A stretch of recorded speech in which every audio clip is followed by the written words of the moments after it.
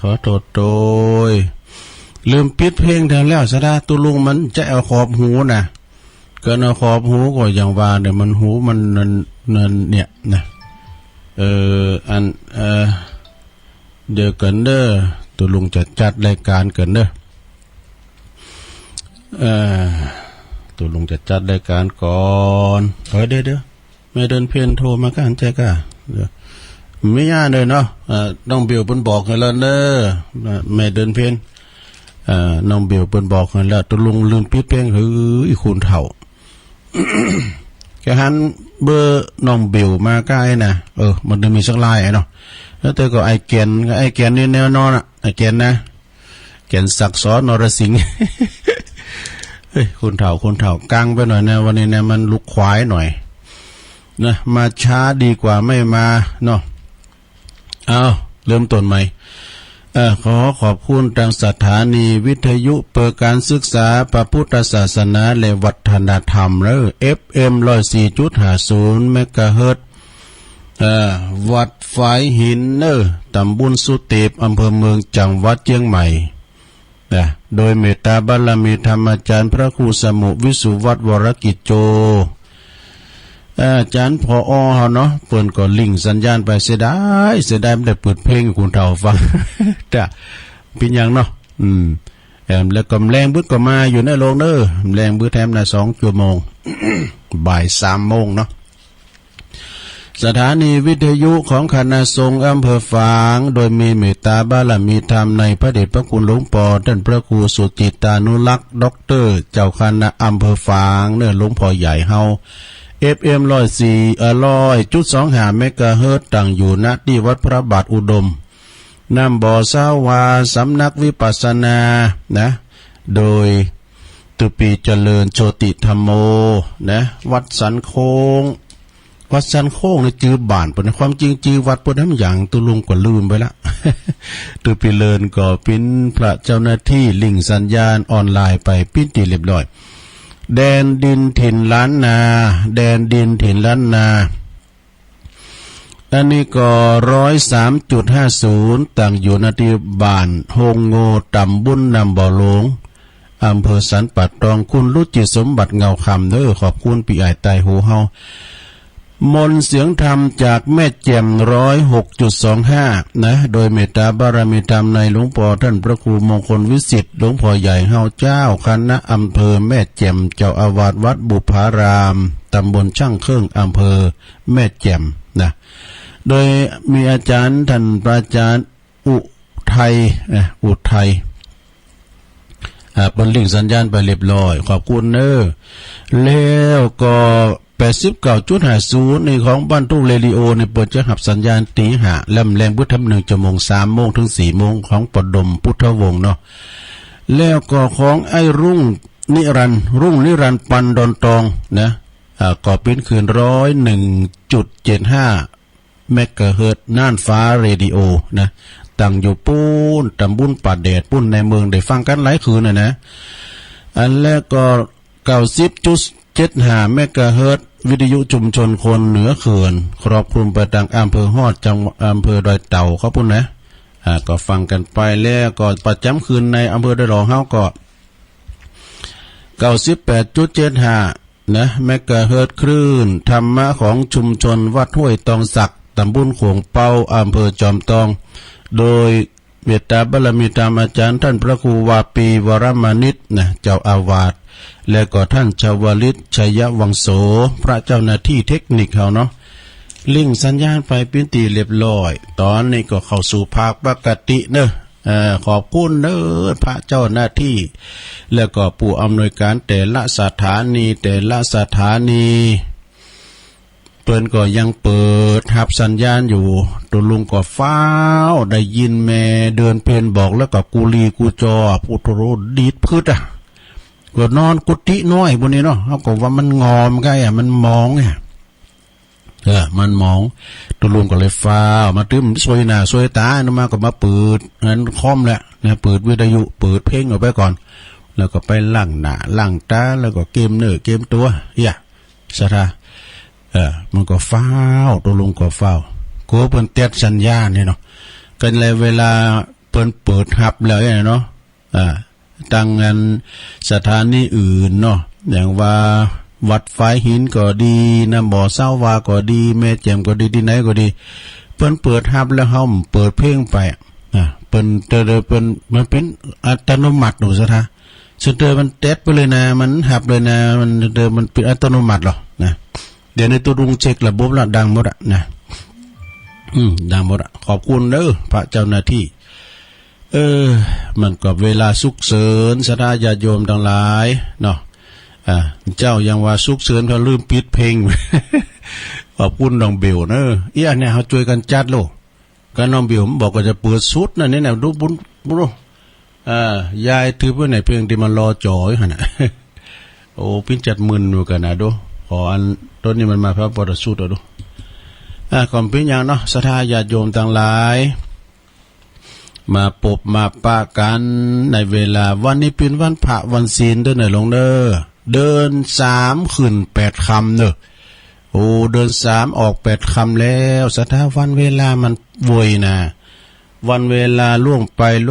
บัดนี้เรายังกำลังทำอะไรอยู่นะเลยเอาเวลาแสนสั้นของแม่เดินเป็นมาว่าทำกรรมหนึ่งเนาะมันวันหนึ่งนี่มันแสนตีจะเสียนเดือสะท่านเนอะสั้นกอดจุนกอดยามเจ้าบัดตั้นลายยามเย็นก็เข้ามาถึงทำแล้วนะยามเย็นก็เข้ามาถึงในมือทำแล้วเดี๋ยวนี้เราอยู่กันยามเจ้านะก็เดี๋ยวจะถึงบ่าย3 โมงแล้วเดี๋ยวได้จัดรายการแล้วนะ1 ปีแสนสั้นจุนเจนสั้นจุนเชยชมฤดูใบไม้พลิบัดตันใดฤดูใบไม้ลงก็มาสะสางแล้วศรัทธาญาติโยมนะฤดูใบไม้หล่นเนี่ยโอ้ถึงวันนี่ศรัทธาญาติโยมตัวลุงนี่พันหน่อยเขาก็กำลังมาว่าเนี่ยพันหน่อยเขาเริ่มมาแล้วเนี่ยมันหมู่เก่าไปเนาะหมู่ใหม่มาเนาะศรัทธาเขาแบ่งกันเนาะมีหาตุนไปหาปีกหาย เขาก็เห็นดูเขาเหมือนกันนะพองก่อนมันถึงใจมันติดอยู่บ้านบนเนาะใจมันติดอยู่บ้านบนเป็นกันดูเป็นซับเป็นกำลังพลมันจะไปกำเดียวเสียงมดว่าก็งอมกันหรือพอก็แบ่งกันไปคุณนั้นไปกี่วันในซับเปลี่ยนกันไปกะน้อยนะอันหมู่ไปนั่นบอกตัวมันลุกเจ้าเนอะดีอกดีใจแต่ได้หันปอหันแม่กะนะแล้วก็หมู่ใหม่ไปว่านี่มาหันลายมากำลูนเบิ้นเฮาลุรถนี่มันไผมาปอแรงปอคำพี่รถนั้นโฟวิน4 ประตูเนาะถามว่าพี่วัดพาน้อยเดียวออกมาเนี่ยเน้นมาถึงนะวัดไหว้ว่านมัสการหลวงลุงครับไอ้นี่ใครมาส่งมากับเขานึกว่ามันเตียวมาหมู่ปากตั้งแล้วรถเปิ้นมาส่งไว้กะรถจัดหม้อเนี่ยเนาะว่าใครมาส่งพ่อครับปุถุเป็นความใจธรรมดาเนอะลุงปอเขาเนี่ยโฟวินกันนะรถมาส่งเนี่ยไม่ใช่ธรรมดานะ เอาโฟวินมาส่งกันเนาะวันหนึ่งแสนสั้นนะมาถึงไหนล่ะนะ1 ชีวิตแสนสั้นนะ1 ชีวิตหอสานศรัทธาญาติโยมสันจุนสนุกกับความหนุ่มความสาวบัดตันไหลความสาราภาพนี่ก็มาปรากฏเห็นแล้วชีวิตที่ผ่านไปโวยแต่ว่าคุณเฮาบ่ฮู้โตจ้าบ่ได้ซะนะเนาะเกิดแก่เจ็บตายเนี่ยมันก็ที่มีถึงวันเฮาก็เท่ากันมาถึงวันนะจะไปใจอ่อนกันศรัทธาญาติโยมกินไปตันไปอยู่ไปฟังไปรักษาสุขภาพร่างกายรักษาสังขารเฮาให้ดีๆนะดังนั้นจุงหัดทนุถนอมหือเป็นทนุถนอมหยังทนุถนอมหลายอย่างร่างกายก็ดีทนุถนอมเด้อแล้วก็สำคัญคือทนุถนอมความสัมพันธ์ระหว่างพ่อแม่ลูกเนี่ยเปิ้นว่านะ ความสัมพันธ์ระหว่างพ่อแม่ลูกแล้วก็ระหว่างมิตรเกี่ยวสหายค่ำเปิ้นเฮนโดยเปิ้นรวมงานโดยจะไปผิดกันเนอะนี่นะเปิ้นว่านะคบค้าสมาคมกันไปได้รวมกับ ได้รวมลบกันมาบุญเส้นต่างชีวิตตัวกันนี่เพราะว่าเมื่อใดเมื่อเฉียดไหลผ่านไปอาจจะบ่มีวันปะกันอีกนี่เอียนะสดาวันเวลานะเวลาเฮาปะกันก็เปิ้นว่าจะยิ้มแย้มแจ่มใสให้กันทักทายโดยอัตยาศัยไมตรีจิตให้กันดีๆแล้วอันในเปิ้นว่าอายุเนี่ยหลังอายุ20ปีเนี่ยนะสดาหลังอายุ20ปีนี่ก็จะเป็นคนเดียวว่าลาเริงแจ่มใสปุตโตไปหมดที่ไหนขึ้นห้วยลุงดอยไปเอาบ้านเอาเมืองจะไปบ้านจะไปจะอยู่บ้านเกิดหรือว่าจะไปอยู่ต่างบ้านต่างเมืองก็โหหกกุ่นควิดที่ไหนก็อยู่ได้นะเมื่ออายุ20ปีนี่นะไปหาประสบการณ์การทำงานไปหลังอายุ30ปีแล้วเป็นจะอย่างตุลุงเนี่ย30ไปแล้วก็ หลังอายุ30ปีนี่เป็นจะกลางวันหรือว่ากลางคืนก็สู้ได้ทั้งนั้นนี่ว่าเปิ้นว่านะสู้ได้ทั้งนั้นอดหลับอดนอนนะอดนอนกี่วันบ่ต้านเท่าใดอดหลับอดนอนก็เป็นหยังเนี่ยเพราะว่าตอนนั้นกำลังสร้างเนื้อสร้างตัวสร้างชีวิตสร้างฐานะอยู่30ปีนี่นะแล้วก็หลังอายุ40ปีเหรอเนี่ยหลังอายุ14วิริยะฐานะสูงหรือต่ำก็บ่ใจเรื่องสำคัญเนี่ยมันจะเรื่องสำคัญแล้วตอนนั้นนะเห็นบ่สูงอาจจะหาเงินได้หนักกว่าเปิ้นเห็นสูงก็ได้นี่เปิ้นว่านะสเตนะศรัทธาญาติโยมสำเตือนนะป.4 เนี่ยเปิ้นทำการทำงานได้ดีและปริญญาก็มีนะมันบ่แน่ซะได้เนาะแล้วแต่การแต่งานไผมันแต่คะแนนมาเป็นงานการบริสุทธิ์บ่ใจผิดกฎบทกฎหมายเนาะตอนจากนี้ก็หลังจากอายุ50ปีแล้วหลังจากอายุ50ปี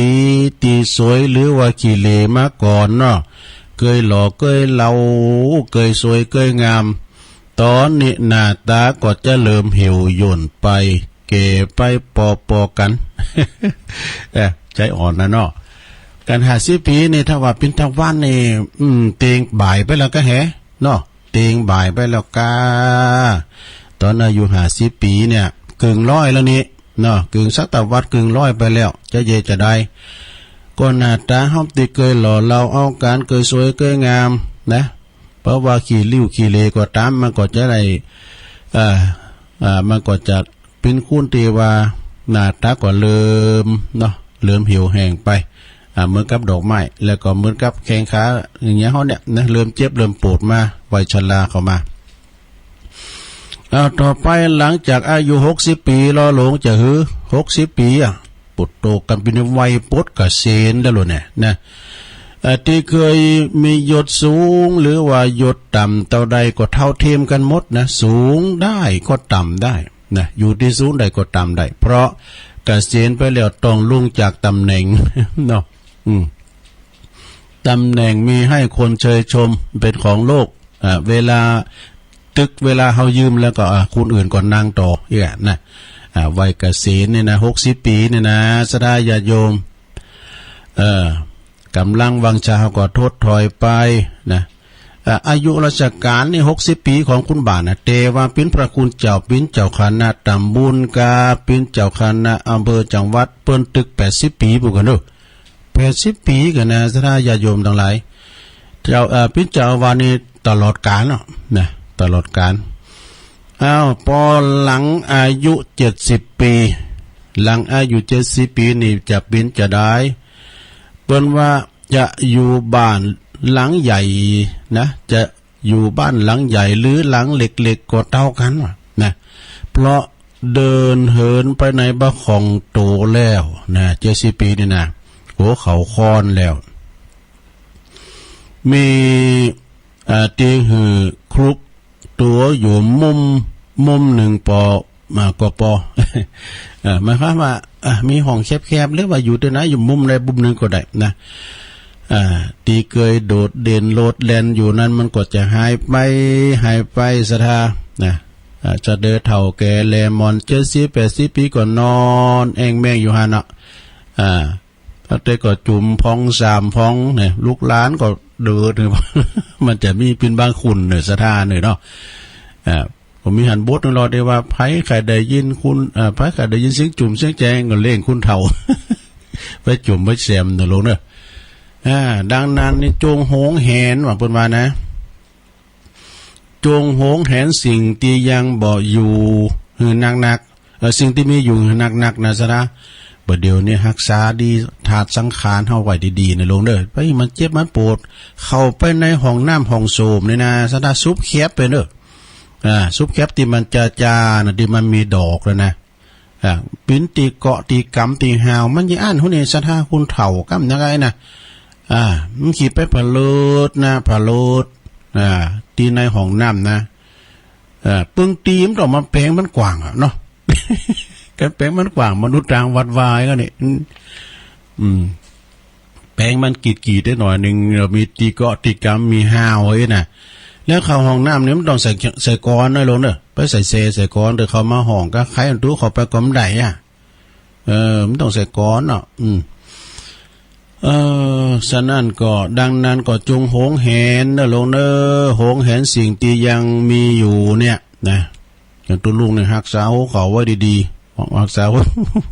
เฮาเตียวดังคอดแคทได้ลงว่าก็เตียวลุงดอยปูน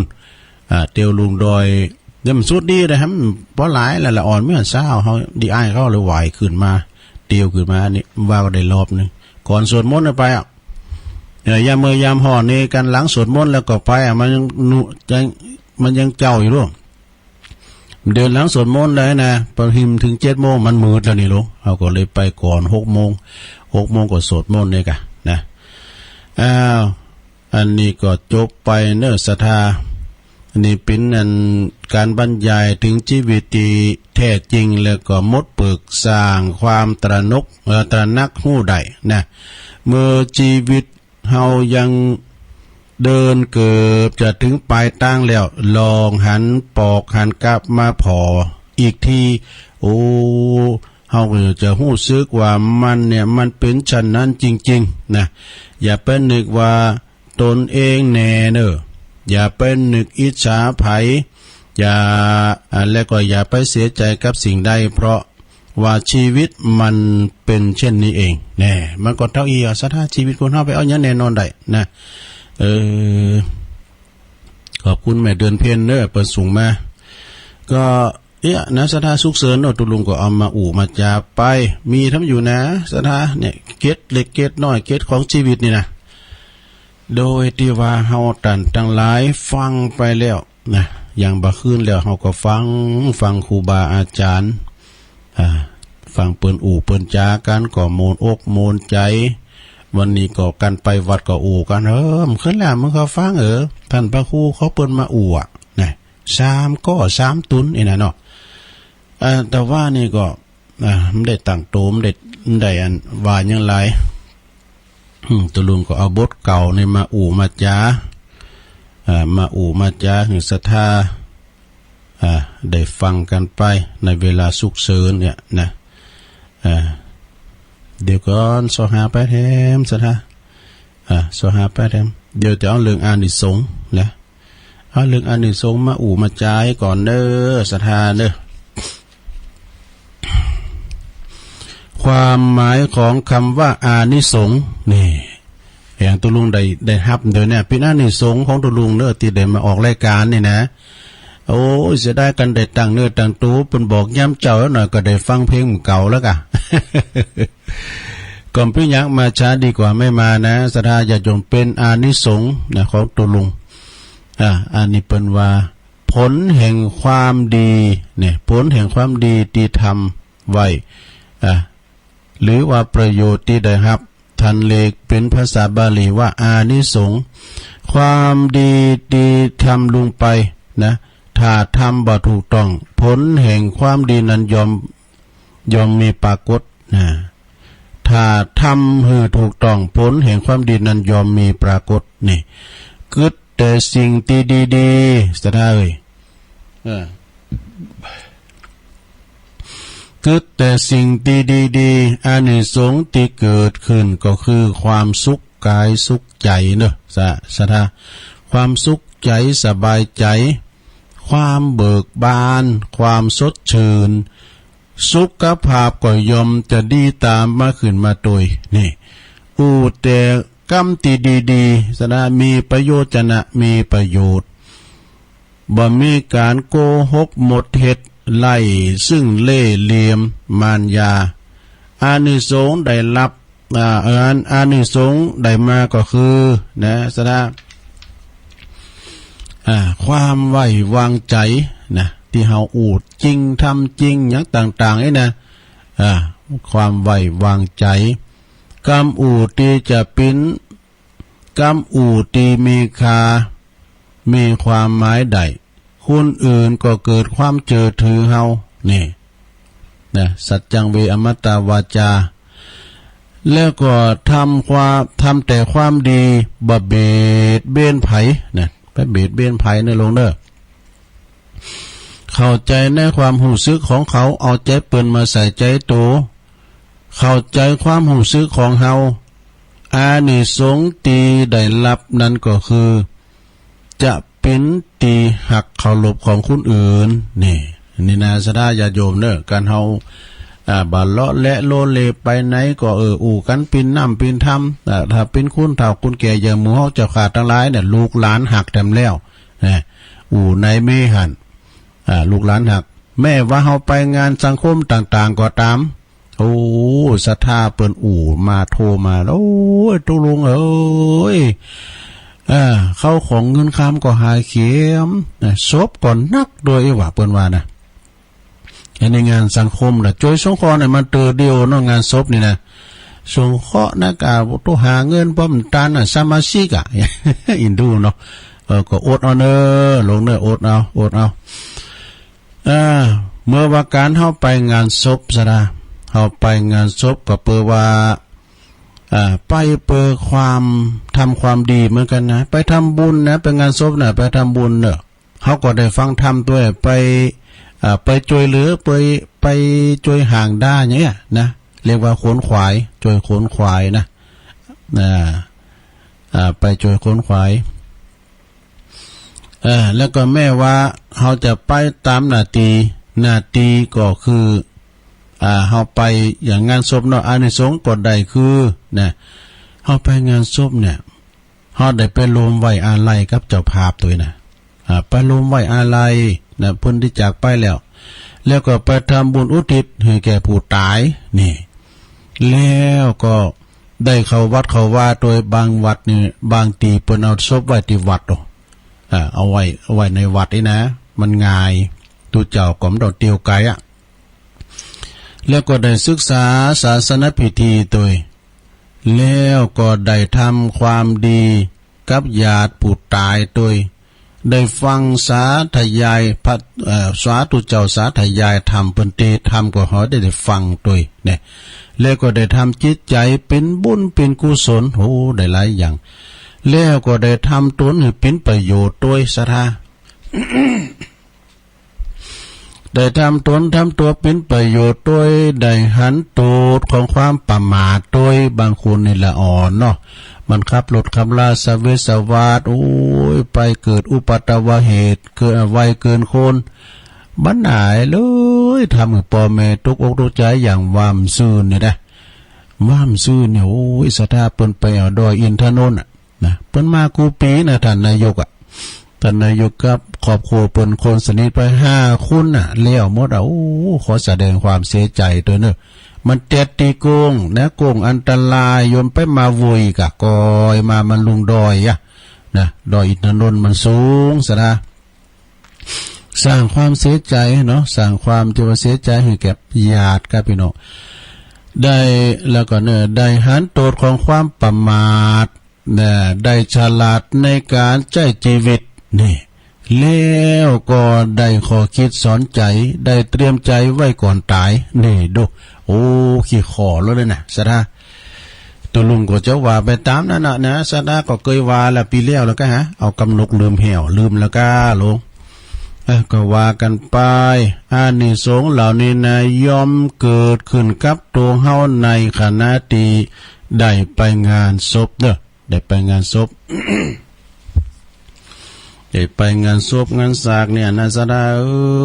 งานศพงานสากนี่ก็มีหนักมีหลาย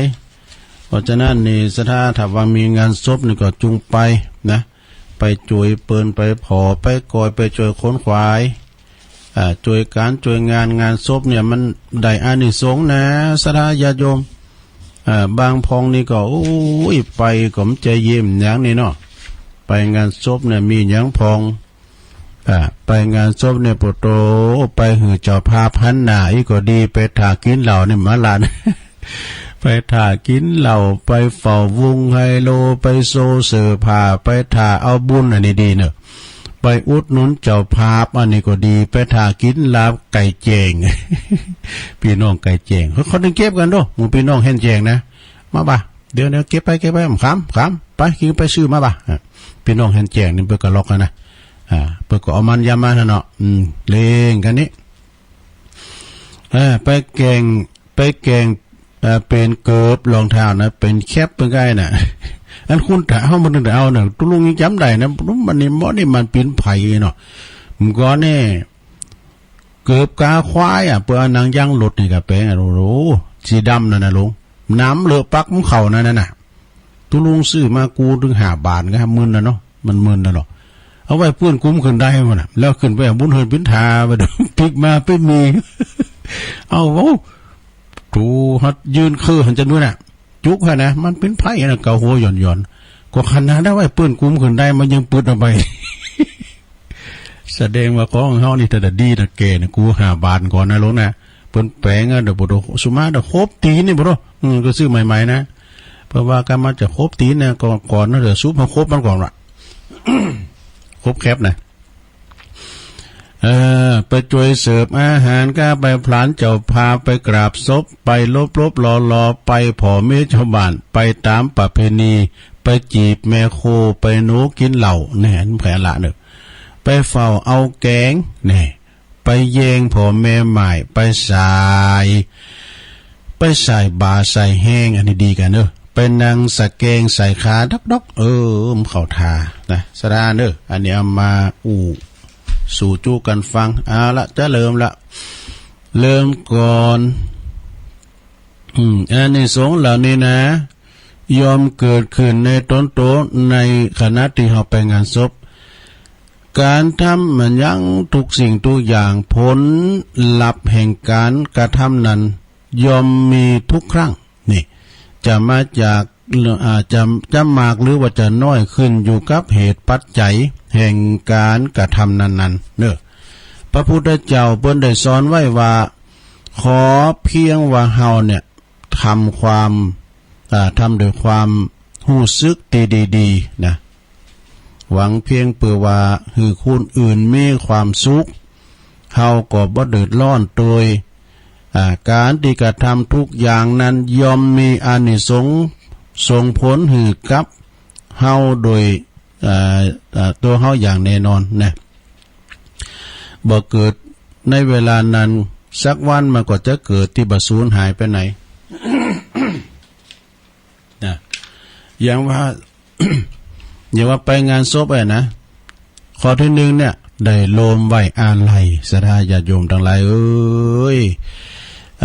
ไปกำก่อนนะก็เฮาก็ไปไปจิทูปก้านะไปไหว้ศพเคารพศพพองตำผึงตำผางก็ดึงไปปูนเลยหมายความว่าเขาก็ต้องไปลำเปิงก่อนตันกลุ่มเด็กนี้ก็ตันไปก่อนแล้วเนาะคิวทันเนาะเนาะ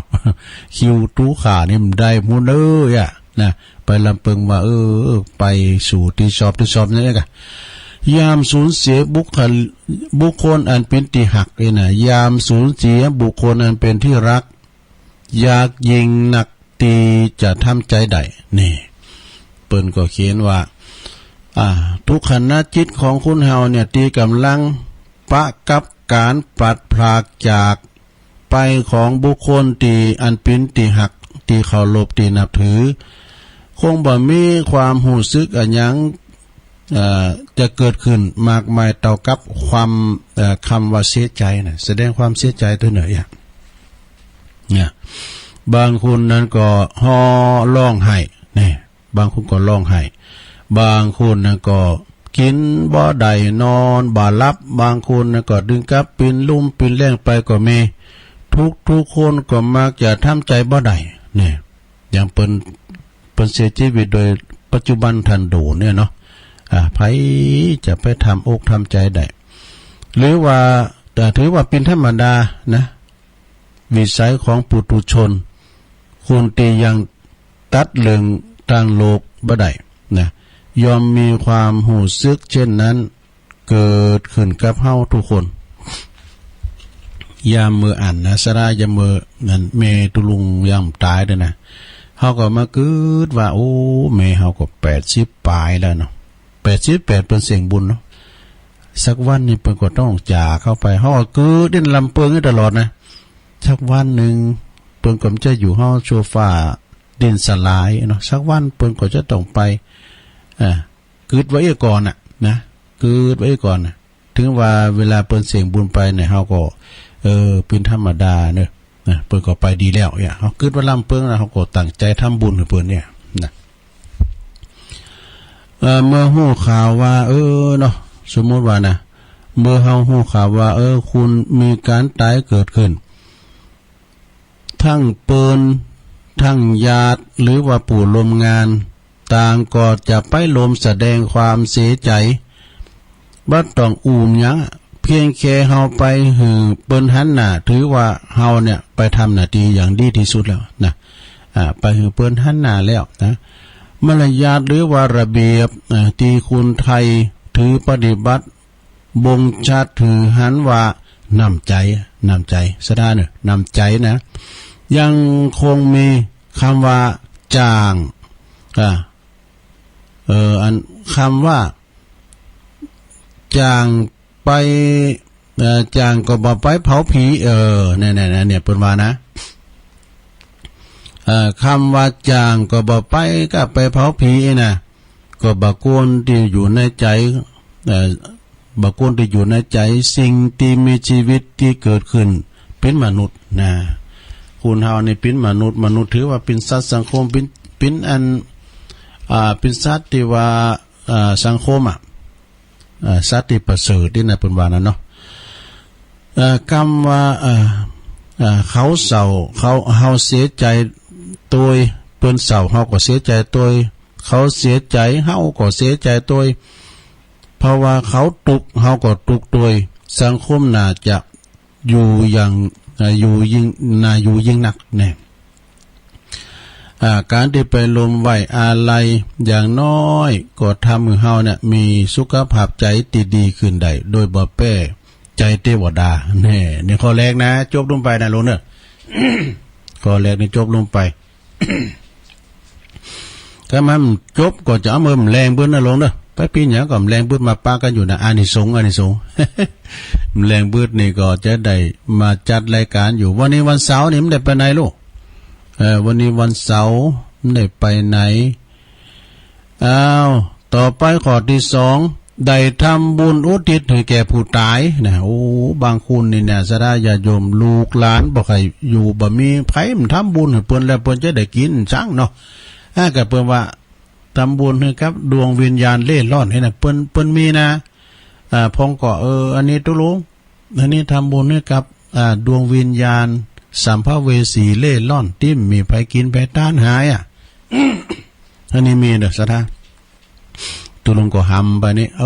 ผีตายเก่าเนามืนตีลูกหลานบ่ได้กินห่วงตานหาสัมภเวสีเล่ร่อนไปมิติพุทธที่เกิดมิติลุงก็ดีได้กินหยังก็ดีก็เดี๋ยวนี้เปิ้นตานหาเด้ออยู่ที่ไหนก็มากินกันมากินกันเปิ้นว่าเปิ้นบ่งชี้ชัดว่าอาตานให้สัมภเวสีเนี่ยที่ดวงวิญญาณที่ลองลอยที่มีภัยต้านหาเนาะนี่นะ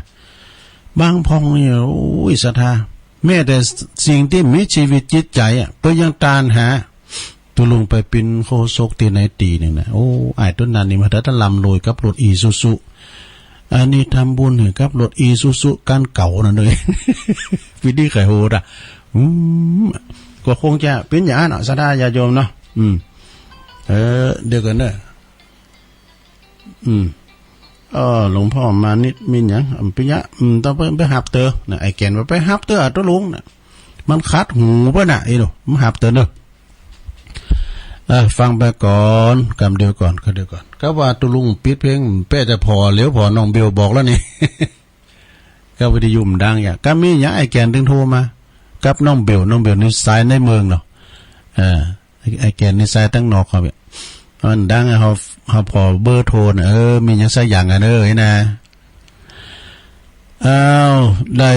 ทำบุญอุทิศถือแก่ผู้ตายเนอะลงเนอะแล้วได้2 ข้อเดี๋ยวเนอะสดาเนาะมันยาวมันตุลุงมาอุ่นนักเสือนุ่มเสือด้วยลายลำไปเมย์เอาไปหนักลำไปเดี๋ยวก็จะอ่านข่าวสารงานบุญให้ก่อนอย่างนี้ประคับประคองเวลาไปดีหรือมันดักแซบเจ้ากันเนาะ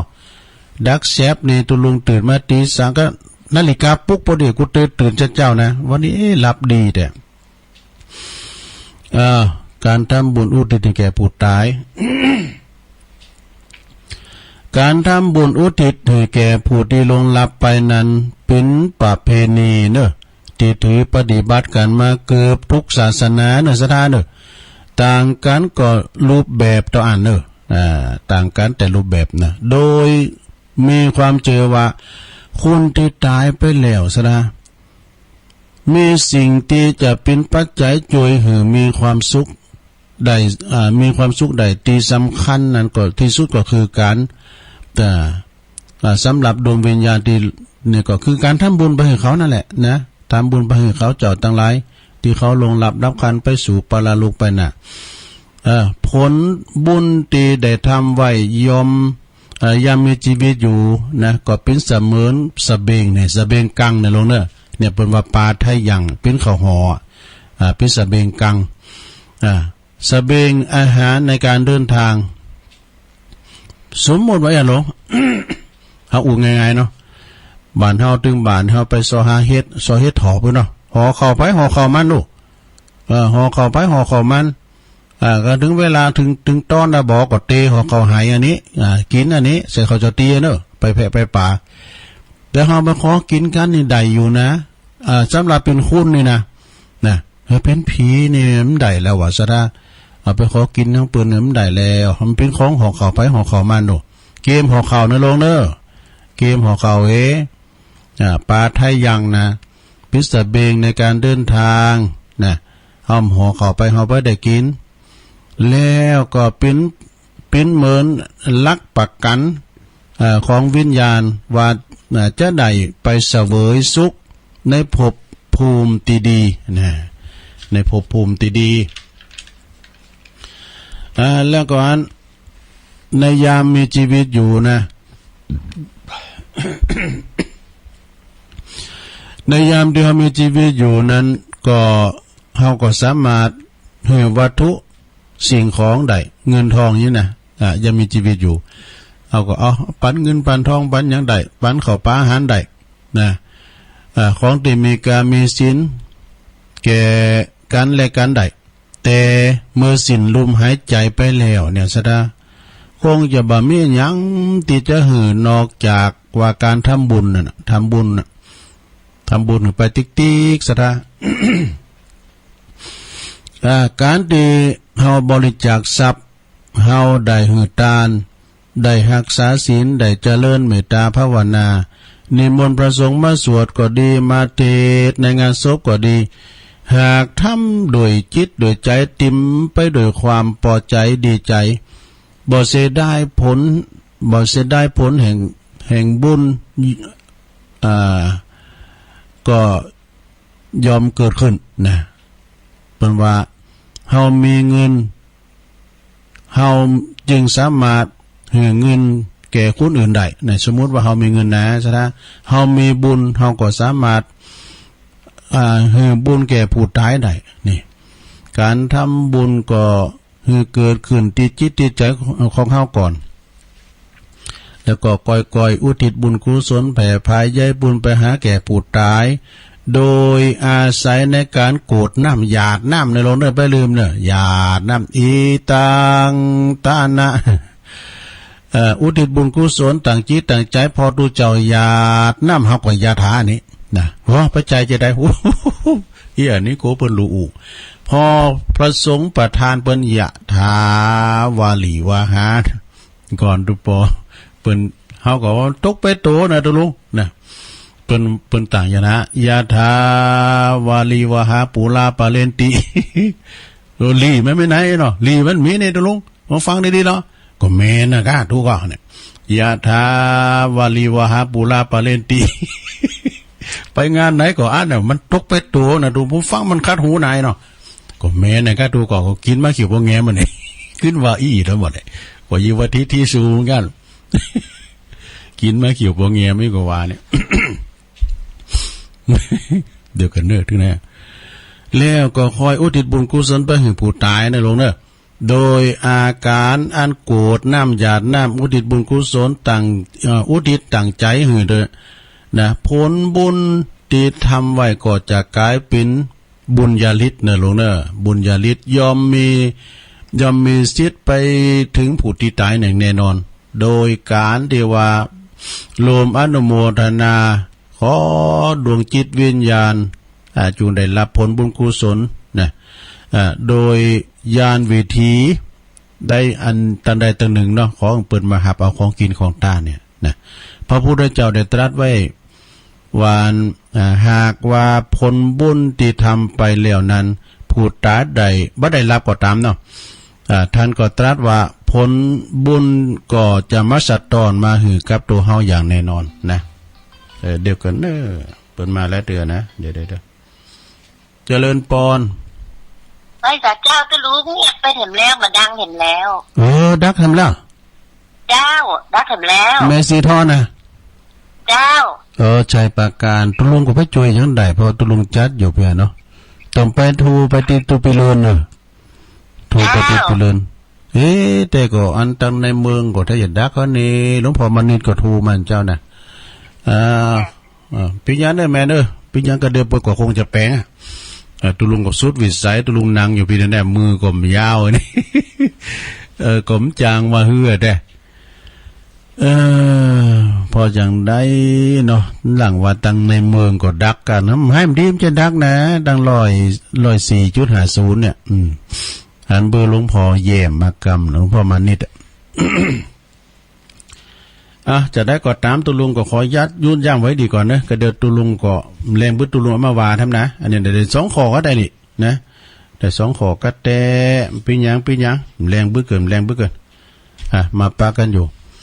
ต่อไปตุลุงจะมีข่าวสารงานบุญมาประกาศเพิ่มเติมมาแถมเนอสถานเนออันเขากำเนี่ยก็มีหลายตีเนอแต่บางตำบุญเพิ่นก็โซ่นะยกเลิกก่อนก็มีหลายตำบุญเนาะสถานเนาะตำบุญหนองโยงก็ดีเนี่ยเพิ่นก็ยกเลิกก่อนตำบุญมงน้อยก้าเนี่ยนะเพิ่นก็ยกเลิกก่อนหลายตำบุญอยู่ขอบคุณเนอะแต่ว่าได้รับว13ได้รับสายโทรศัพท์คุณแม่วันธนีคุณแม่วันธนียะธานนท์นี่เปิ้นอยู่ปุ่นเด้อเปิ้นอยู่อันบ้านเลขที่497/2บ้านหนองหอย คุณแม่วันธนีนี่เปิ้นอายุ84ปีวะนะอยู่ซอยชัยแก้วเปิ้นรวมบริจาคการน้ำกาแฟขอบคุณนะแม่วันธนีเด้อแม่วันธนียะธานนท์นะขอบคุณเปิ้นก็มีเจตนาโทรมาอนุโมทนากับแม่ตัวเนอบุญหักษากำจูเนอต่อไปประกาศข่าวสารงานบุญแล้วก็จะเปิดสายศรัทธาญาติโยมทั้งหลายวันที่24 25 26 27ธันวาคมเนี่ยอันนี้เปิ้นก็จะมีงานเข้ากำตินาวัดศาลาเนอะคณะสงฆ์ตำบลโขงเปาอำเภอจอมทองนะเข้ากำวันที่24 ถึง 27ธันวาคมที่นาวัดตาศาลาตำบลโขงเปาพระครูวิมลจันทรังสีเจ้าคณะตำบลและท่านอาจารย์คมกฤษท่านพระเลขาเฮาเจ้าอาวาสตุปิจ้างนะก็ไปกินไปทานกันไปสาเข้ากำตอนเจ้าไปฟังธรรมตอนเมื่อค่ำยามคืนเนาะ26-27กุมภาพันธ์ปีหน้าเนอตัดไว้ลูกนิมิตผูกพระศรีมาสมโพธิอุโบสถหลังใหม่ นะของวัดวังดินเด้อวัดวังดินตุปีโลดเขานะตุปีแก้วเขาประหลวงบัญชาใจพยักบ้านวังดินวัดวังดินเด้อตำบลโขงเปาเหมือนกัน11 ถึง 17 ธันวาคมก็มีงานเข้ากรรมที่วัดโพธิมงคลนะตำบลบ้านโฮงอำเภอบ้านโฮงวัดน้ำเภอพระนะสถานท่านพระครูโพธิพัทราวุฒิ11 ถึง 17 ธันวาเด้อตีงานวัดโพธิมงคล2 ถึง 10 มกราคมงานเข้ากรรมที่วัดก้อมงเด้อตำบลปากบ่องอำเภอป่าซางเด้อท่านพระครูประภัสสาธุการพี่น้องจากบ้านก้อมงเด้อในเมืองเขานี่นะก้อมงอำเภอป่าซางนี่นะเพิ่นจะเข้ากรรม11 ถึง 17 ธันวาคมคณะสงฆ์ตำบลแม่แรงตัวเนาะ2 ถึง 10 มกราคม2 ถึง 10 มกราคมนี้เข้ากรรมเดี๋ยวอันนี้เขาก้อมงนะกะซ้ำกันนะวันที่18นะโยมนะ18เปิ้นจะหล่อพระเจ้าตันใจที่วัดดอนชื่นนะที่วัดดอนจืนเนอะสถานเนอะ 2 ถึงวันที่18ธันวานี่นะเดือนหน้านี่เนาะที่วัดดอนชื่นเปิ้นจะหล่อพระเจ้าตันใจเมตตาบารมีธรรมอาจารย์พระครูมานัสสุทธิกรฝากประกาศมาเด้อเปิ้นมาหลายสายเนี่ยนะโยมนะเดี๋ยวสุมาเนี่ยขอฟังนำกันเนาะเจริญปอนอันไม่สาเจ้าตุลุงเมืองฝางให้มาดังนะเด้อโอ้อันนั้นหมอดักไปมื้อละกะดักไปเมื่ออันตุลุงว่าอันคำเดียวเนี่ยอันก็เดียวกันลองโทรปฏิตุปิโลน่ะเด้อแม่มันนั้นเปิ้นมันมีเพราะถ้าได้กำลังแปลงอยู่กันเนาะก็เดี๋ยวถ้าฟังกันเดี๋ยวเนาะเดี๋ยวปิยังก็เวลาวิยุมดังก็สถาดังให้หมออย่าเป็นยังได้เจ้าก็มา 2-3 สายก็เป็นยังเนาะจะไปว่ากันเด้อสถาเด้อเปิ้นได้ยินไปก็เนาะเป็นธรรมดาอย่าเฮามันได้ยินนั่นเนาะดักไว้ในโต๊ะอ่ะคอยฟังเด้อเปิ้นเอาแปลงอันนั้นลงเด้อถ้าเดินมาก็เกี่ยวกับอินเทอร์เน็ตพอเนี่ยวันที่18ที่ว่ารอพระเจ้าตันใจที่วัดขวงแก้วอารามทั้ง3วัดดอนจืนนะตำบลเดียวกันเนี่ยซะนะตำบลโดยหล่อเขต2เนี่ยนะ28-29 ธันวาอันนี้งานเดือน4ปิ้งเด้องานเดือน4ปิ้งก็28-29 ธันวาเปิ้นก็จะมีงานสวงน้ำประทาที่วัดเหล่ายาวไต่เนอะวัดเหล่ายาวไต่โอ้ปีนี้เดือน4ปิ้งนะสถามาก่อนย่ำถึงเดือนนั้นมกราเด้อเนาะธันวาเนี่ยนะ28-29เด้อที่วัดเหล่ายาวใต้พระครูสังฆรักษ์สมบัติอภิรามนิโยเจ้าวัดเหล่ายาวใต้เนาะพบกับทีมงานของ PS Sound ที่วัดเหล่ายาวใต้และวันที่10 ถึง 17 มกราคมปีหน้า64นะเข้ากรรมที่คงแก้วอารามทั้ง3ที่วัดหนองเจดีนะวัดหนองเจดีตำบลนครเจดีอำเภอป่าซางนะท่านพระปลัดศิวนัทเมธีปัจโชโตฝากประกาศมาเด้อที่วัดหนองเจดีนะแล้วก็วันที่17ยกจอฟ้าศาลาด้วยเปิ้นจะบูรณะศาลาศาลาตีหน้าเมนนะศาลาเปิ้นจะอันลือศาลามันโหยนะเนาะเปิ้นบูรณะ10 ถึง 17 มกราคมเด้อไปปักกันที่ขวงแก้วอารามทั้ง3วัดหนองเจดีแล้วก็วันที่อันนี้เปิ้นยังมาบอกเด้อเนาะแต่ได้ฮู้แล้วว่าเปิ้นมาบอกเด้อต่อไปวันที่26ภูมิฮือนี่ในสถานที่วัดดอนจันทร์นะวัดดอนจันทร์นี่เปิ้นจะมีงานยกยอดชัดประธานเจดีย์ชเวดากองจำลอง17ยอดกันเด้อโยมเด้อตั้งแต่ 8 โมงถึงเตนี้เปิดโอกาสให้เจ้าปีในน้องสถานนำบุญไปปูจาผ่าแพรเจสีมณีเจแสงไปปิดทองยอดชัดกัน17ยอดชุดเลย17ชุดด้วยกันเด้อแล้วมกบ่ายโมงกันนี้ก็เปิ้นจะแห่นี้ตั้งขบวนแห่กันเด้อสถามีวัฒนธรรมประเพณีฟ้อนก้าในปีน้องไตก็มีนะมีหลายอันหลายอย่างต่างๆนั่นนะมีตึงโฮงตาลนี่บอกเอิญโจนเนอะสถาเนอะปากันไปพร้อมก็รวมกลุ่มกันละโหลเกมรถเกมลากันน้อยบ่ขาวเปิ้นจะไป 2-3 กันก่อนไอ้แก้วเขาเนาะต่างงานหลวงพ่อมานิวานได้6 กันน่ะทุกหลวงโอ้6 กันรถตัวรถทาง เมจองดอยสะเก็ดตังปุ่นน่ะ มาก็ปะกันไปสดาญาโยมเนาะแล้วก็แม่บุญยวงแม่น้อยนะแซ่พันนี่เปิ้นจะไปก่อนวันที่25จะไปปะตุลุงบุญน่ะเด้อปัจจัยอย่างตุลุงมันคนหลายนะเฮามันโกการนะโมเฮาอยู่ไปก่อนโอ้ยแม่จะมาก่อนก็ดิ้มเป็นอย่างเด้อมาปะตุลุงก็วันที่25ก็ไปละนะวันที่25ก็ไปละนะเพราะฉะนั้นก็ไปกินเป็ดตาลกันเด้อสดานะตันพระปลัดพระครูปลัดณัฐพงศ์เปิ้นก็ดำเนินการแล้วเดี๋ยวนี้อาจารย์พระครูเปิ้นก็ไปนั่งนักอยู่บนแล้วนะวัดบ้านเกิดเปิ้นนะท่านพระครูอภิวัฒนวิกรมเปิ้นก็ไปนั่งนักอยู่หั่นน่ะนะไอ้กะเปิ้นโทรหากันมันก็เลยไกลพุทธลุงก็เลยหู้คิง มีก็ลับติ๊กๆมันอยู่ไกลกันโน่กูเตอเปิ้นเนี่ยมากำเดียวมันอยู่ไกลกัน วันที่26นะโยมเด้อ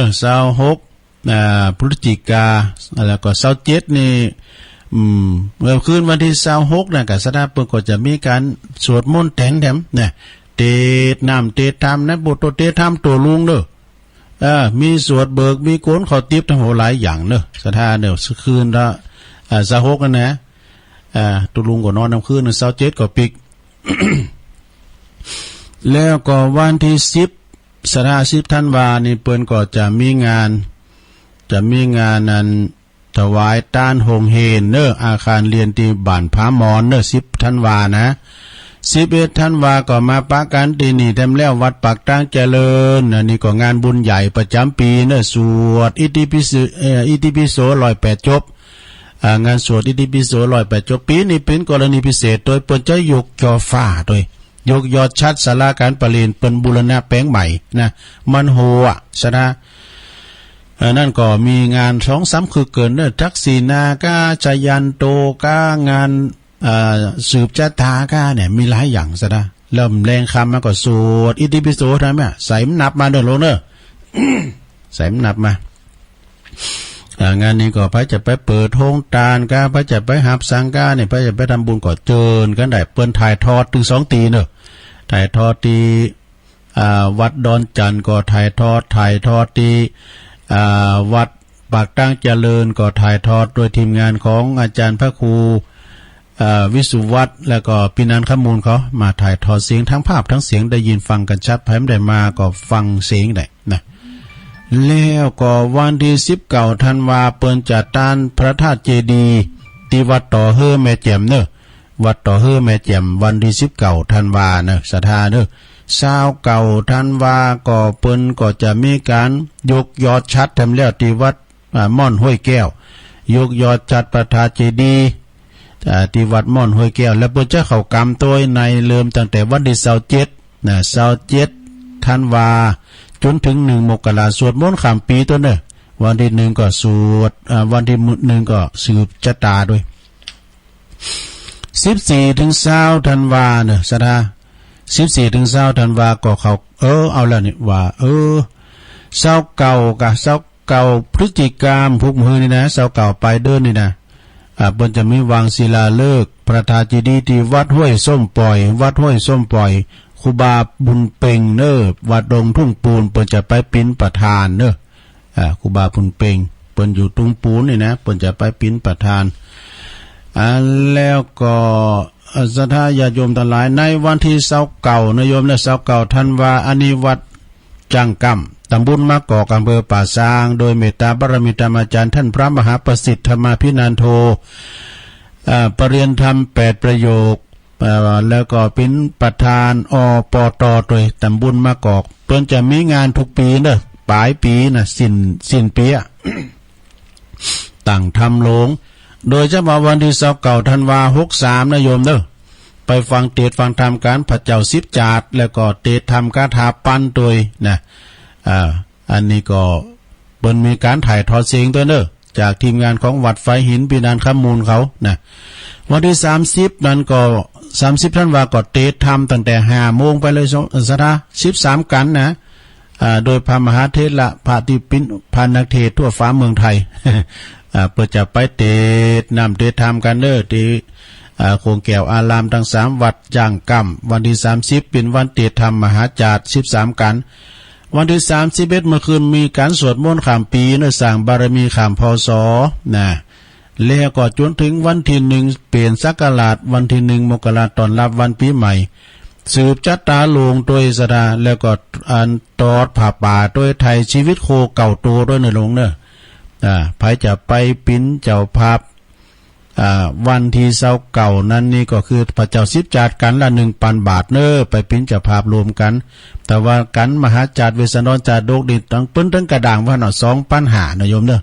รวมกันรวมกัน 2-3 ครอบครัวก็เอาให้กันอย่างนี้นะสดาเนี่ยไปติดต่อสอบถามได้ที่ท่านพระมหาประสิทธิ์ธรรมาภินันโท086-187-5325 ตลอดเวลาวันที่15โยม 15นี่ก็ตั้ง15ธันวานะเดือนหน้านี่นะแต่ตั้งวัดบ้านเรือนทรายทองโดยเมตตาบารมีธรรมครูบาเจ้าธรรมรังสีครูบาเจ้าบุญธรรมเจ้าอาวาสวัดบ้านเรือนทรายทองแล้วก็อาจารย์สุภกฤษสุภเลิกนะสุภเลิกสุทธศิโรนะลูกเนนเต้นะตุหลานเปิ้นก็พร้อมโดยคณะศรัทธาบ้านเรือนทรายทองกูฮ้อหลังคาเหินเปิ้นสร้างกุฏิทรงไทยไม่ซักอย่างดีเนี่ยกามูลกา 400,000 ไปและเปิ้นจัดตานแล้ววันที่15เปิ้นจัดตานแล้วนะแล้วก็ตอนเจ้าก็มีการทำบุญตักบาตรพิธีสงฆ์นะสืบชะตาตอนเจ้าเนอะ 10 โมงนี่ก็เปิ้นจะตอดผ้าป่า10 โมงตอดผ้าป่ามีโฮงตาลด้วยเนี่ยไปรวมกินรวมทานกันเรื่องงานนี้เปิ้นมีงานมหรสพตลอดวันหน้าวัดเปิ้นมีซอปืนเมืองของจันทิพย์จอมตองพันนีแม่แต่งทวัดเมืองเถินแล้วก็น้องผ่องพันเปิ้นจะมาซอวันคำเปตองก็มีวันคำเนอะ เปตองก็มีวันคำนะฮะที่วัดบ้านเรือนทรายทองแล้วก็วันที่5ถึง11ธันวา5ถึง11ธันวาก็เปิ้นก็จะมีงานตัดไว้ลูกนิมิตผูกพัทธสีมาแล้วก็อุปสมบทหมู่โดยเป็กตุหมู่ด้วยนะปิกโตหมูตัวหมูไปปิกยืออุปสมบทหมูนะบวชตัวเจ้าหมู มีโฮงตาลในที่วัดล่องช้างพยาวันเนี่ยตำบลตาตุมอำเภอป่าซางท่านพระครูสังฆรักษ์ตินภพเขมาพิรัตโตตุปิเก่งเนอะโอ้ยเปิ้นพัฒนาถึงวันเอาสแลมมากึดมากลางมาคือเปิ้นห่อนกันนี่นะแป้งตู่แป้งปางแล้วเนอะลงเนอะบ้านเมลาเขาเมลาฟังกันอยู่ลงล่าบ้านไออาดบ้านห้องลีไออาดอ้าวแล้วก็วันที่1ถึง7เนอะ1ถึง8มกราคม64นะ1ถึง8มกราคม64เปิ้นจะมีงานเข้ากำที่โคงแก้วอารามทั้ง3วัดบ้านหวายเนอะตำบลมะกอกอำเภอป่าซางตุปีนาดินสุจินโนฝากประกาศมาเนอะ1ถึง8มกราไปซาเข้ากำไปฟังน้ำฟังธรรมการที่วัดบ้านหวายตำบลมะกอกเนอะ1ถึง6นี่1ถึง6ธันวาก็ไก่ตุลุงเนี่ยนะก็จะเข้ากำดีปัจจ้าบ้านสิริมังคลาจารย์3หมู่บ้านด้วยกันเนอะปักตั้งเจริญบ้านสิริแล้วก็ไร่พัฒนาบ้านสว่างอารมณ์นะบ้านไร่สว่างอารมณ์นะโดยมีเมตตาบารมีธรรมอาจารย์พระครูธรรมธรประทวนอภัยโยตุปีเจ้าอาวาสวัดสิริมังคลาจารย์ปรงวัชรพรหมเสนใจปรงบานสิริแล้วก็ท่านพระครูอภิวัฒนวิกรมเนี่ยอดีตสายตั้งงานปักตั้งเจริญเป็นใจบริการนั่นประมาณ 20% นี่นะแล้วก็ปรงบุญธรรมเรือนรักเรานะปักตั้งเจริญแล้วก็บ้านไร่สว่างอารมณ์ตัวเนอร์มารวมกันนะโตปนรถขอทุกขอถากเป็นลายมือพลอยนะเป็นพัฒนาแล้วนะเป็นดีเป็นงามแล้วเปิ้นก็เดินทางไปเวียงป่าเป่าการเปิ้นหนักหน่อยซะนะเปิ้นก็เลยลายมาตุลุงเตนเนี่ยแรงบึกกว่าเตนอยู่เนอะ แต่ว่าเปิ้นก็ออกอยู่นะก็เดี๋ยวจบรายการตุลุงเปิ้นก็ออกต่อเนี่ยนะท่านพระครูเปิ้นขอเวลาครูบาอาจารย์ตัวนะแล้วก็ซะนะวันที่26นะเอาแล้วเนาะ11เอาละมันซ้ำกัน19ถึง21กุมภาพันธ์เดือนปีหน้าพุ่นนะซะนะเปิ้นจะมีปล่อยหลงกุฏิหลังงามที่วัดอินทขินเนอะ วัดอินตะขินนะเท่ากุฏินี่ก็ปุตุลุงได้ไปนอนทั้งเมื่อเปิ้นเป้งแล้วอ่ะ ไปนอนโดยตัวปียัดเป็นมางานประเพณีนะครับไปจอยกูปีลูกปีแล้วนี่มันได้ไปโควิดโควิดเปิ้นจะมีปล่อยโลงเด้อวันที่19ถึง21กุมภาพันธ์ที่วัดอินตะขินอำเภอป่าซางเด้อที่ว่าการอำเภอเดี๋ยวก็เนิ่มมาตอนนี้ตัวลุงก็มันได้จะได้เรียบเรียงทำใหม่เด้อมันได้จด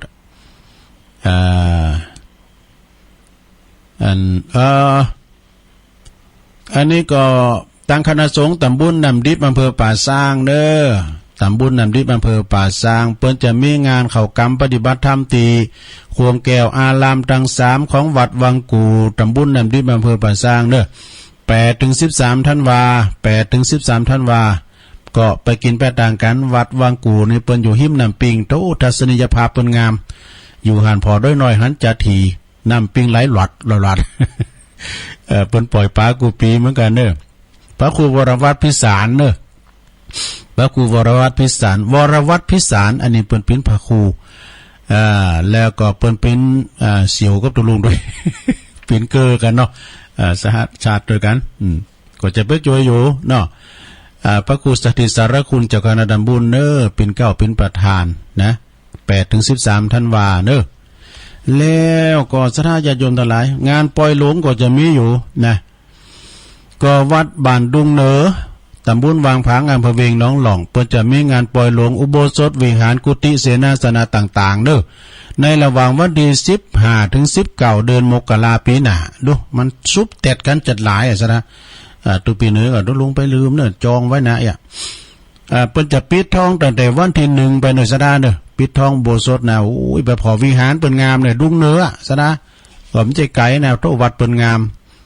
ท่านพระครูกันตสุธานุกิจนะพระครูกันตสุธานุกิจหรือวัดอาจารย์ท่านมหาเสนอตัวปีเฮาเปิ้นจะปล่อยโลงเด้อ15ถึง19มกราวันที่13ถึง20ธันวาอันนี้ก็ประกาศเนาะประกาศให้เปิ้นตามที่เปิ้นเฟซเปิ้นไลน์มางานออกเมนพระราชทานเพลิงศพนะครูบาคำปันอนาลโยในราชดินนามที่พระครูสิริปุญญากรพระครูสิริปุญญากรอายุ83พรรษา62อดีตเนเจ้าคณะตำบลเมืองงาอำเภอเมืองจังหวัดลำพูนอดีตเจ้าวาดวัดศรีบุญยืนนาทีเมนโชคราวนาวัดศรีบุญยืนเนอะ13ถึง20ธันวาเนอะสถาต่อไปก็งานวันทุกวันที่23นะโยมเนอะทุกวันที่23นี่ก็ตั้งวัดศาลาตำบลน้ำแพร่โดยมีเมตตาบารมีธรรมในหลวงพ่อท่านพระครูโชติสุวรรณสอนหลวงพ่อเจ้าอาวาสเนอะปอมเด็กคณะสัตยาวัดศาลาทุกครัวเรือนเปิ้นก็จะมีการทำบุญทักษิณานุปทานนะอุทิศบุญกุศล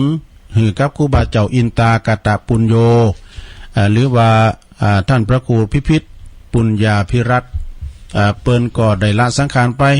แต่ปีปลายแล้วนะเปิ้นก็จะจัดงานบุญใหญ่ปุณพฤษภาบุญกรรมครบรอบโดยเฉพาะก็วันที่23เนี่ยนะโยมนะเปิ้นก็จะมีการฟังเทศน์ฟังธรรม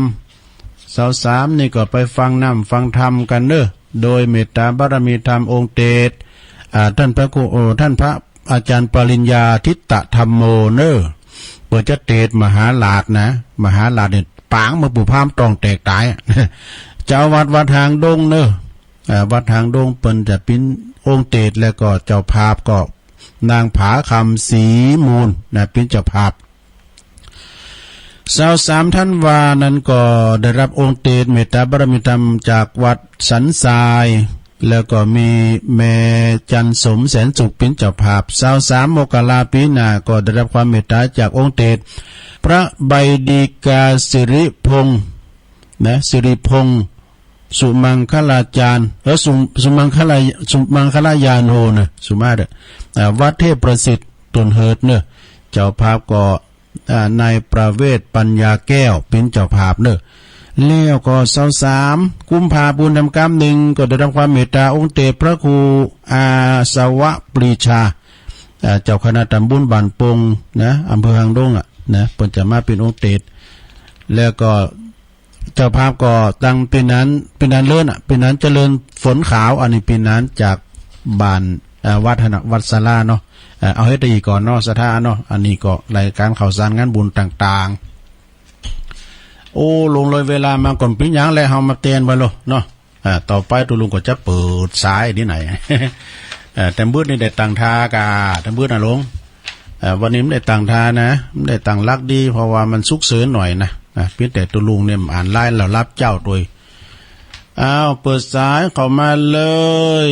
0899555656เจริญปอนเจ้าไว้จ้าเจ้าวันนี้พิเศษเนาะวันนี้พิเศษก็มีกรรมพิเศษเหมือนกันนะเ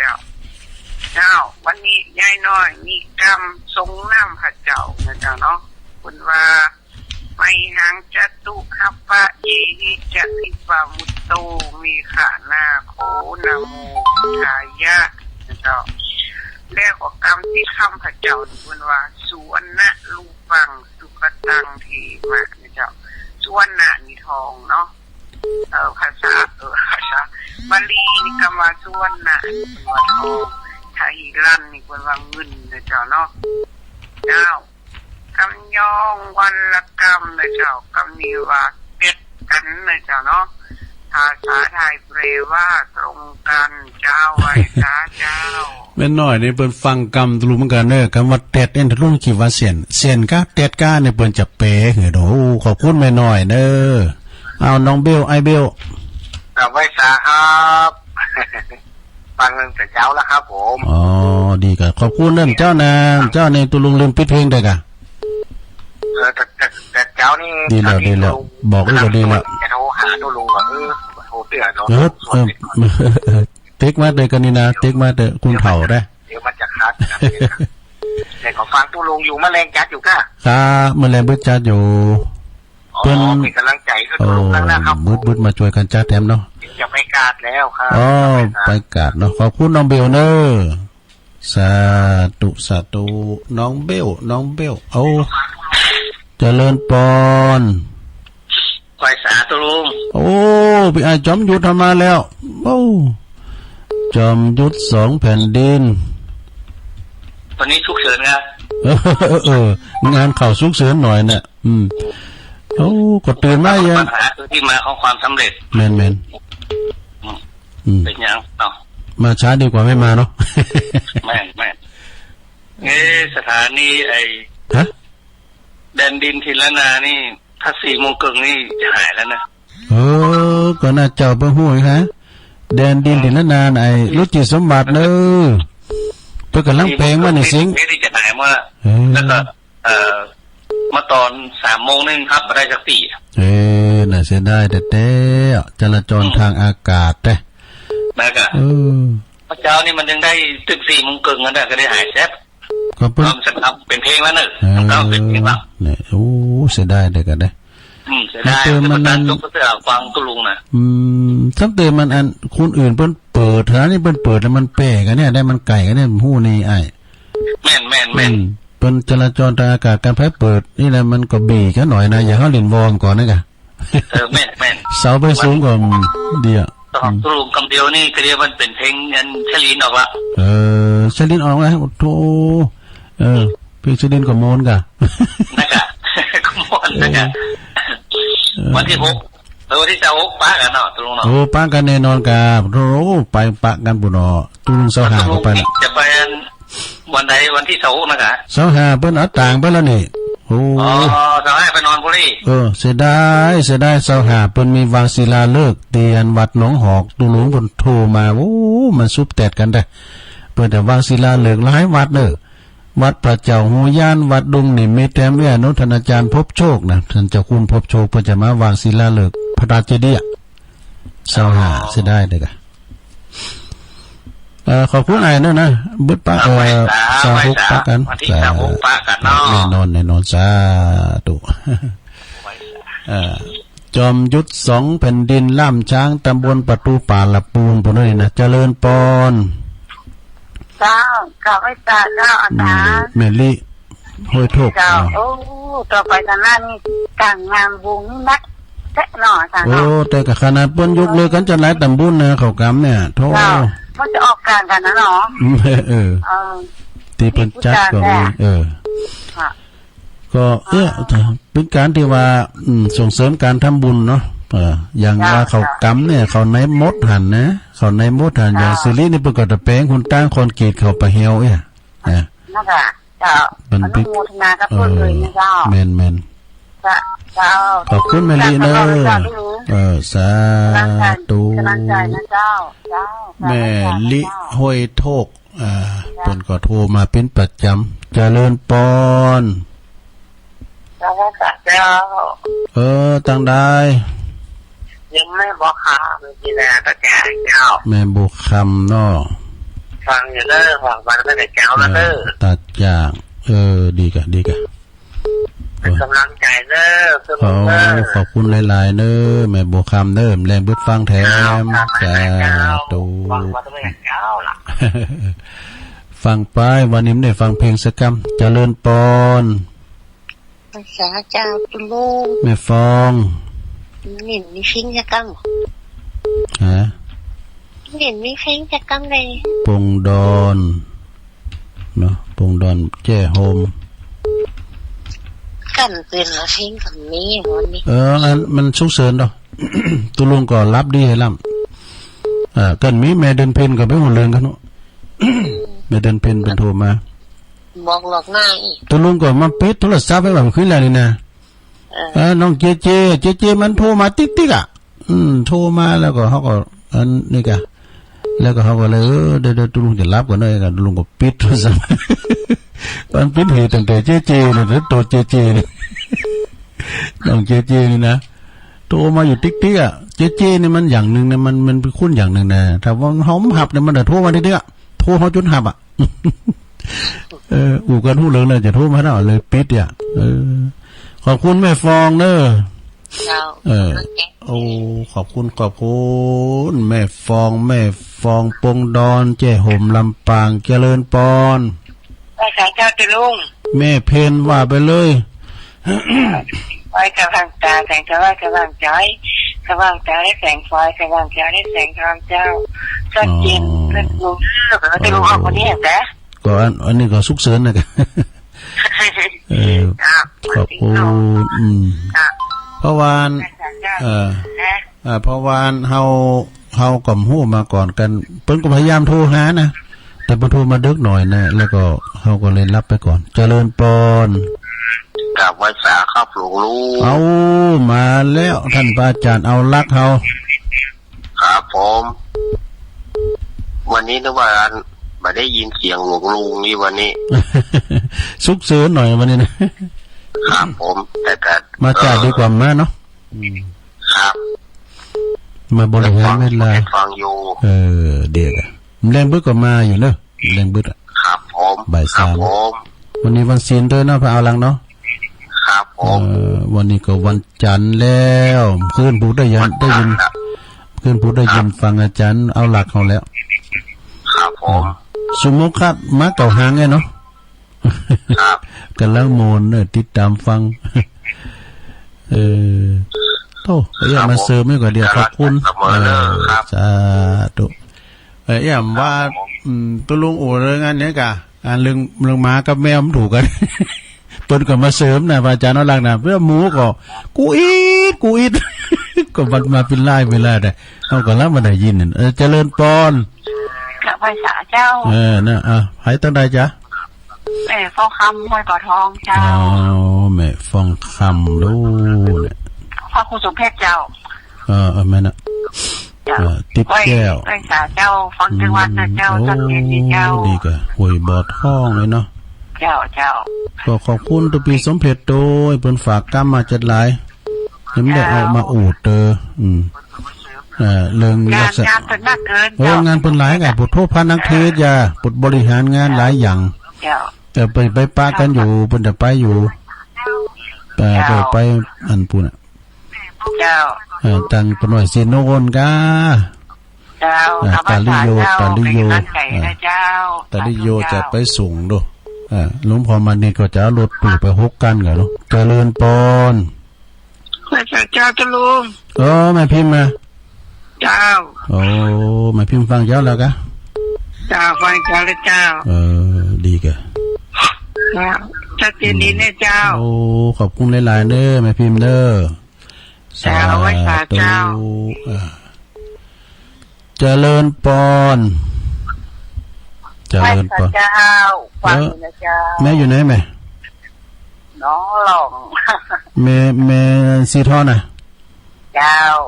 เบสสีทอนบุตรชีบง วันนี้นี่บริแตนนี่เจ้า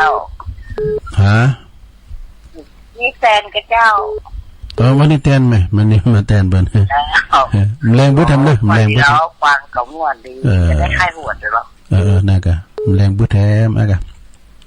เจ้า แต่ว่านี่ก็ไปงานเฮือนใหม่ปีนั้นออก โอ้คุณหลายปลิงแดงเขาครูบาภัยจิตเป็นเก้าเป็นประธานคือเฮือนใหม่ก็ว่าใจนะเจ้า ได้ยินข่าวว่านี่พี่น้องตั้งปางควายน่ะมาแอวหาน่ะปะชะกรรมน่ะพี่น้องปางควายฝังไม่อายใช้ประการก็หาเนาะขอโทษด้วยเนอที่ตุลุงมาเดือนหาตุลุงปะปุ่นไปวัดหนองผาขาวปุ่นเนี่ยเจริญปอนตามไปสาธุลุง โอ้แม่บุญพินมาแล้วนี่แล้วเปิดละวันนี้ได้ยินเสียงตุลุงมันตุลุงออกอันเพราะว่ามาเต้นเพิ่นกันไหมจ้ะหูลุ้นออกไม่พรฟังหูน่ะยายพรน่ะแต่นี้ยายพรน่ะโคตรหาดูมือแปลกๆละหมูก็เดี๋ยวก็ดึงมาได้ยินเสียงเพลงตุลุงน่ากะโอ้ก็จะฟังตุลุงบุญมาอยู่ขอบคุณแม่เด้อสาธุอ้าวเข้ามาแถมเจริญปอนกราบนมัสการโอ้มาแล้วฟังพ่อมานิดจะเตือนเนี่ยแต่เกี่ยมีแม่อย่างกับมุกโทรมาเนาะโอ้ตุลุงก็ถึงว่าตุลุงยองว่ะแม่เขาบอกได้ยินเลยอ่ะแม่อยู่ไหนปีแซ่บว่ะให้อยู่ทางเหนือเนาะลุงน้อง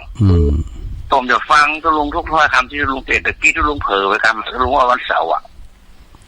วันนี้วันศีลวันจันทร์นะวันนี้วันศีลวันนี้วันจันทร์นะวันศีลของแม่อยู่ผมเวลาผมฟังไข่เตะอาจารย์ตุลุงบอกว่าจะเป็นตุลุงยองหันพระครูนะอาจารย์มันจะฟังทุกถ้อยคำอ่ะถ้าเผื่อเขาจะได้ประมวลเอาความรู้นำมาเผยแพร่ต่อเราตุงเนาะท่านพระครูอภิวัตรตัวดึงอนุญาตแล้วลูกเท้าเสริมได้ก็เสริมต่อแล้วก็ไปต่อยอดสถานญาติโยมฟังตะกี้ไม่น้อยเพิ่งก็โทรมาเนอร์ตุลุงเปิดไปหาก็จะขึ้นไปวันที่25เนอร์เป็นบุญยวงแส่พันแม่จันสมแม่ยังคนนะคุณจะเอารถเก่งไปก่อนเพราะว่าแค่ข่าวของไม่น้อยบุญยวงเป็นของโกเก้เนี่ยนะเป็นกลัวถ้าวันที่26นี่มันจะจอดไก่แล้วก็เดินหยาดเตียวหยาดเนาะครับมันเป็นอย่างหาโอกาสหน้าก่อนแต่ว่าวันนั้นปกบุญนะถ้ามันมีน้อยผมจะเอาเปาะสถานในเจ้าขี่ปัจจุโลไทยแม่เขาใครนั่งใครนอนอย่างไรก็บอกให้คนขับรถเปิดแล้วก็เปิดประตูแม่เขาไปพากในรถเพราะว่าขบวนคงยาวนะตุลุงเนาะแม่น่ะแต่แม่ละตามที่ตุลุงประกาศแล้วมันก็1ดึงสถานผู้น่าสนใจและ2เรียกความอดทนเนอะวันนั้นนะเนาะคนใดไปก่อนก็ได้จอดรถในโรงเรียนคนโดยไปรุ่นนี่ก็ไปไกลน้อยอ่ะแต่ผมว่าผมไทยได้ไปถึงพุ่นประมาณสัก9 โมงป่าย9 โมงโดยประมาณนี่เถอะครับเพราะว่าบอกถึงคนรถบอกถึงสถานญาติโยมถึงรถที่ว่าจะไปโดยนะก็ขอว่าสัก8 โมงออกจากวัดจากวาจากบ้านไปเลยไปก่อนก็ได้ไปปะกันที่ปุ้นโป่งน้ำห้อนปุ้นนี่นอนไปรอกันท่านอาจารย์ให้คนคนไทยลืมขอบคุณหลวงพ่อสาธุสายต่อไปเห็นเวลาทำไม่อยู่เวลาเหลือหน่อยมาแล้วนมัสการเจ้ายายพรเจ้าอย่างนี้มีหยังพองวะเนี่ยมีหยังพองมีก็ว่ามาเลยยายพรร้องโวแดงแกทำมาฝากมาเดี๋ยวดีกันเอาบ่หลายเอาละ ฮะ เอาเลยร้องบัวแดงยายพร เรามาคนเดียวก็ไปคนเดียว แต่กะคิดในสิ่งที่ดีทำสิ่งที่ดีอยากมองโลกในที่นี้ในแง่ดีอย่าไปหวังอะไรจากใครอดีตช่างมันทำปัจจุบันให้ดีที่สุดอยากมีอายุยืนที่สวยโดยสักอย่าใช้อารมณ์มากกว่าเหตุผลเหมือนมันทานรักษาศีลปัจจุบันปฏิบัติสมาธิภาวนาไปไหนปากอย่าไว้ใจอย่าเราช่วยเขามากเขาก็รักเรามากเรื่องเราอย่าไปคนนี้ฟื้นแต่กะเราช่วยเขาน้อยเขาก็รักเราน้อยเรื่องคนอื่นอย่าเอามาคิดจิตที่อย่าชอบทำให้เราจิตใจเก็บทำมาฝากคอเดียวขอบคุณเด้อยายพรเนี่ยโอ้ยายพรนี่อ่านหนังสือในเน็ตได้ตุลุงอ่ะดีแล้วเนาะยายพรขอบคุณยายพรเด้อเจริญปนว่าจะตัดตุลุงโอ้แสนพรมบุญเนี่ยมาเจอได้แม่สุดท้ายเราฟังเปิดกับหวนเหรอนักการเขาลุ่มด้วยเปิ้ลนะมวยแตนลูกบัดแตนลูกมันตึงสายถึงอดอยู่นั่นเนาะตุลุงแต่มันเป็นกันเองลูกทุ่งดอกนะมันมีรายการอย่างนั้นมาเจ้าเราก็รายการมันจางฟังอย่างไหนลูกก็เลยจำใจต้องฟังอ่ะกันลามาก็ไม่ได้ฟังแล้วกันลามาก็มันโกนกันอ่ะชัดเจนคนหลากหลายเกณฑ์เนาะวันนั้นได้ไปเนาะมา11ก็ได้กันแต่ให้เป็น11พวกกันเรามีคู่กันแน่ตุลุงนั่นน่ะแม่นละไม่จันฟ้อง2คนที่เคยไปแม่ฟ้องก็ไม่ได้ไปก้าเนาะวันนั้นน่ะแม่ฟ้องมาค่สบายเป็นยังกินยุกินยาไปเนาะขอบคุณมาชุดทานหลายๆเด้อจ้าสาธุแม่เสียวโตเพิ่นไปกินเป็ดตานที่ไหนเพิ่นลายมื้อพอเนาะเจริญปอนเข้ามาใหม่เจริญปอนยายพรกับล้างวางหูนี่เจริญปอนตาวันสาลุงปอบุญเมียครับดีกะอันนี้ตื่นนอนห้องใหม่กันแต่กับพวกนี้จะได้คืนห้องเนอะพวกนะพวกนี้แต่กะหลวงพ่อเจ้าวัดเปิ้นหามื้อจันทร์วันนี้9ค่ำตุลุงวันดีอ่ะไอ้นี่พูดกะแล้วก็บ่ล่ะนี่ไอ้คมเขาแป้งของน้ำแป้งกระเบื้องยังเรียบร้อยหมดดอกผู้จะหุ่นโคขึ้นแต่จะต้านทำสักผูก็นะผู้จานผู้ลามตัวเจ้าไปนี่หมดครับก็จะห้อมปล่อยออกมาดอกไปเอาหูตามาเปิดอย่างนั้นมากว่าเนาะอย่างนั้นมากว่ากันนั่นก็มันต้องมีที่ผิวรู้ตุลุงเนี่ยแล้วแต่เอาตัวจานไหนมาเตะก็เฮาเนี่ยค่ะผู้จานเราไหนก็เฮาบุญลามเราที่ไหนก็เฮาเนี่ยเจ้ามันไม่มาตอบนั่นเลยนะครับยินดีปะบุญมีเนอะครับตุลุงเนอะแต่กะแต่พวกในตุลุงน่าจะอยู่เฮิร์นใหม่แล้วเนอะพวกนะถ้าอยู่ห้องใหม่แหละจัดงามเลยเนาะโตเปิ้นเนาะเจริญปอนไว้สาเจ้าอันนี้ทางโดยคางเนอะได้เจ้าวันนี้ตื่นเจ้าไปวัดแต่วันนี้มาซินดูปากันที่วัดกะเจ้าวันนี้แต่มันเข้าเนื้อน้ำขันพ่องเนาะที่ตั้งข้างในไปแม่น่ะลุงจะขึ้นผูกเองถ้าขึ้นห้องใหม่ผูกนะ ดูบ่อยู่ใจคาเปิ้นละแต่จะตั้งทำ ได้ต้องอย่าเอารถเครื่องไปแล้วมั้ง โอ้แต่ก็โอ้เจตนาตกก็ได้บุญแล้วแม่ เจ้าได้ยินมันกินตาทั้งนั้นนะใครไปมันไปส่งเนาะท่านอ่อนไปส่งของลูกไปมาเดียวมันหนักจับเนาะมันหนักการอยู่เป็นยังแม่นละเข้าเย็นน้ำแล้วก็เลยส่วนหอมน้ำเนาะแม่น่ะน้ำมันเจ้าโนโมทนาโดยที่ขอบคุณเนอแม่เนอ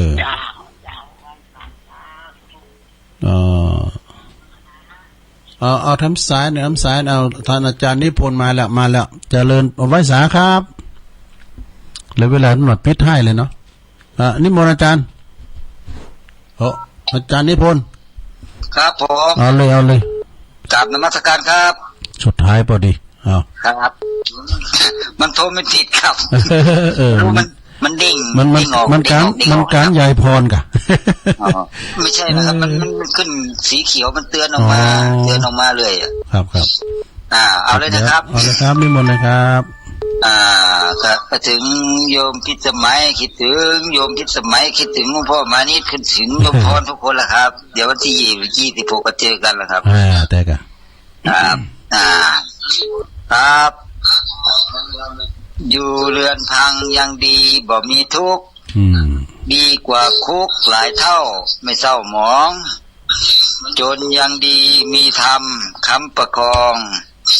ดีกว่าปองทุจริตคิดร่ำรวยอันบ้านเรือนใหญ่โตระหูฐานมีเสาทานหลายต้นจึงทนไหวเกิดเป็นคนอยู่เดียวก็เปี่ยวใจต้องอาศัยพวกพ้องพี่น้องพาจะหาใครหมอใจที่ไหนเล่าแม้ตัวเรายังไม่เหมาะหัวใจหนาอนิจจังทุกขังอนัตตารู้ล่วงหน้าเสียก่อนไม่ร้อนใจขอบคุณครับผมกราบนมัสการครับขอบคุณครับวันนี้ตอนแรกก็นึกว่าท่านครูบาใส่เทปวันเสาร์ได้ยินเหมือนกันละวันเสาร์ผมพูดผิดไปหลวงพ่อวันนี้เขาติดตามฟังทุกถ้อยคำก็เลยมาโทรท้ายๆก็ติดก็ยังดีครับดีแล้ว